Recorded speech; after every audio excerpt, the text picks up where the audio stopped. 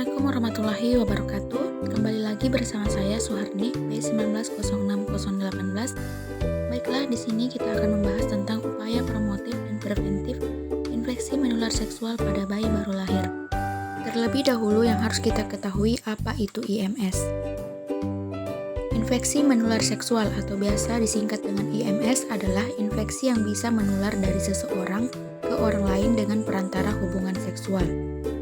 Ibu hamil dan bayi baru lahir merupakan kelompok rawan tertular IMS, walaupun tidak secara langsung berperilaku seksual resiko tinggi.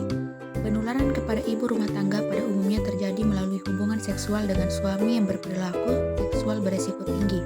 Kegagalan dalam diagnosis dan terapi dini IMS pada ibu hamil dapat menimbulkan morbiditas dan mortalitas pada ibu dan bayi baru lahir, serta komplikasi yang cukup serius berupa infertilitas, kehamilan ektopik, kanker, lahir mati, dan infeksi kongenital. Apa sih penyebab IMS pada bayi baru lahir?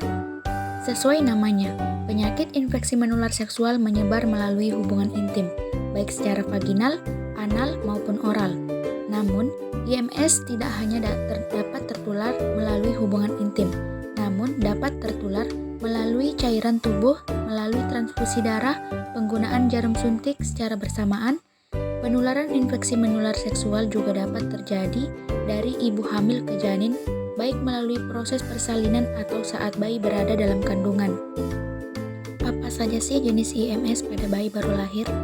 Penyakit infeksi menular seksual yang terjadi pada ibu hamil tidak hanya berbahaya bagi ibu hamil, namun juga dapat membahayakan janin.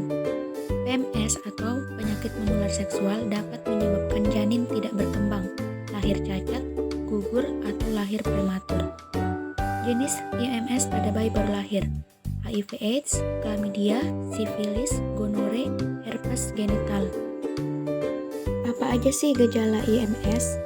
Biasanya, gejala tidak terlihat dengan mudah dan butuh waktu untuk inkubasi, sehingga banyak penderita tidak mengetahui dirinya telah mengidap penyakit. Secara umum dapat diidentifikasi keberadaan IMS dengan melihat tanda-tanda penting, walaupun tidak mudah untuk melakukan. Misalnya rasa gatal, nyeri dan panas pada alat kelamin saat buang air kecil, mengeluarkan cairan nanah yang berbau dan berwarna, timbul bintil dan luka pada alat kelamin. Gimana cara ngobatin IMS? IMS bukan serangan penyakit yang bisa sembuh sendiri.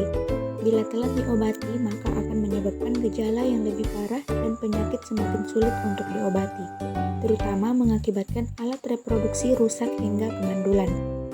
Hal terburuk lainnya adalah menularkan ke orang lain, misalnya pasangan seksual atau ibu hamil dan bayi baru lahir. Oleh karena itu, segera periksakan ke dokter dengan ketepatan pemeriksaan luar dalam, serta obat yang tepat, maka IMS menjadi lebih mudah untuk disembuhkan. Gimana cara mencegah IMS? Yang pertama, tidak melakukan hubungan seks yang tidak bertanggung jawab. Kedua, berhubungan seks dengan satu pasangan. Yang ketiga, memakai kondom saat melakukan hubungan seksual. Keempat, jangan bertukaran jarum suntik bekas narkoba atau cairan lain.